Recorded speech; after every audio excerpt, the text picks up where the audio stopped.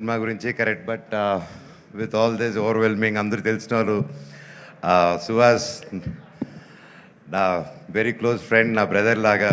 So sweet of him.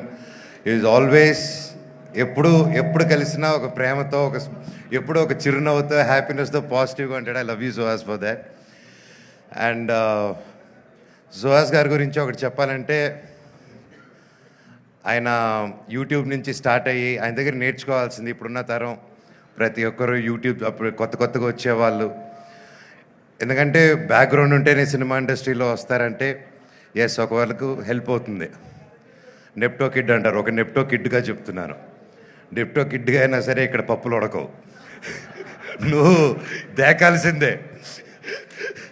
So ఒక cinema success అనేది ఎంత పెద్ద స్టార్ చేశారా, స్టార్స్ అందరూ కలిసి చేశారా, సింగిల్గా చేశారా, ఎంత డబ్బు ఖర్చు పెట్టారు, తక్కువలో చేశారని కాదు.